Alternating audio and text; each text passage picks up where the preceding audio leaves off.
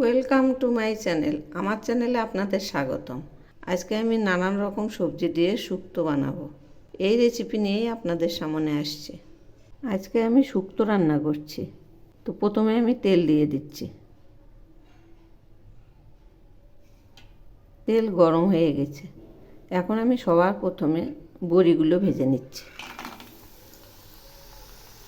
একটু নেড়ে দিচ্ছি। বড়িগুলো একদম লাল করে ভেজে নেব। বড়ি ভাজা হয়ে গেছে। এবার আমি নামিয়ে নিচ্ছি।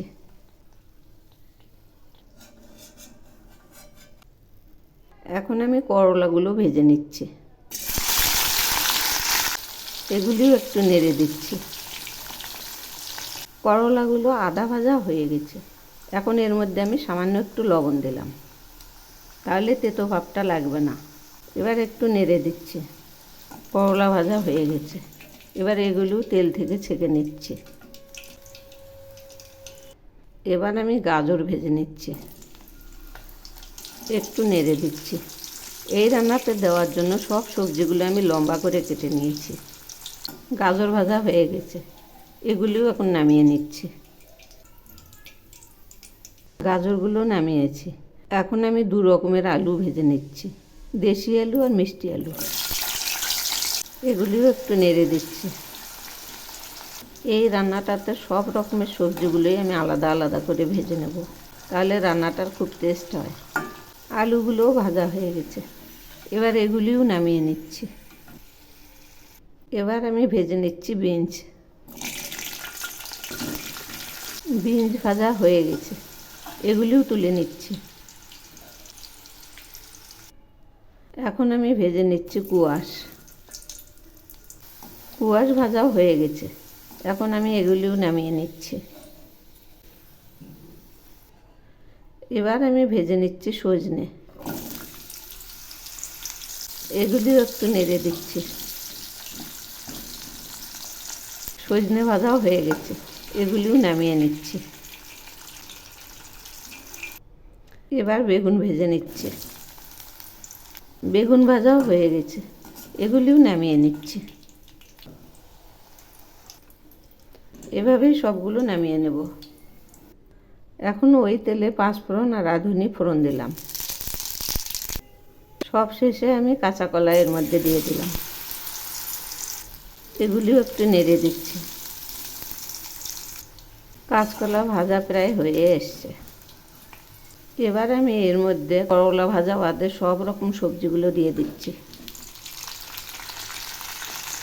একটু নেড়ে দিচ্ছি।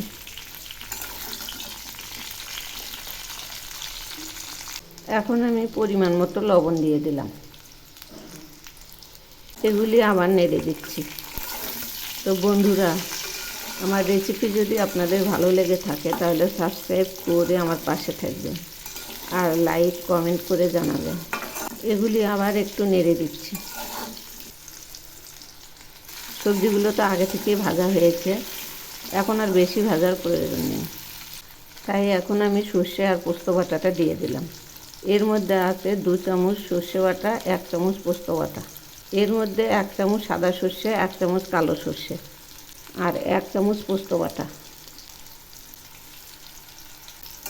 এই সর্ষে বাটাটাও আমি একটু কষিয়ে নেব, তাহলে কাঁচা গন্ধটা থাকবে না আর খেতেও টেস্ট হবে ভালো। মশলা ভাজা হয়ে গেছে।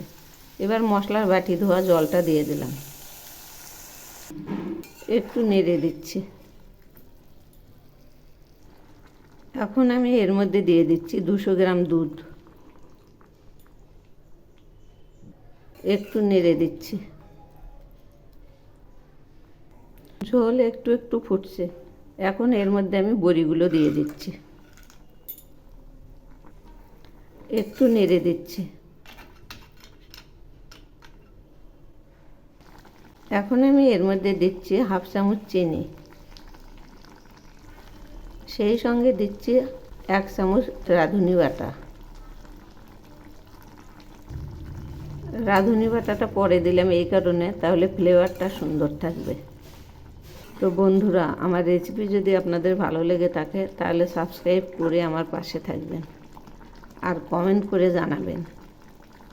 রান্নাটা এখন প্রায় হয়ে আসছে। এখন আমি এর মধ্যে করলা ভাজাটা দিয়ে দিলাম। সব শেষে দিলাম এই কারণে, তাহলে একদমই তেতো থাকবে না, আর ছোট বাচ্চারাও খেয়ে আনন্দ পাবে। রান্নাটা এখন হয়ে গেছে, একদম মাখা মাখা হয়ে গেছে।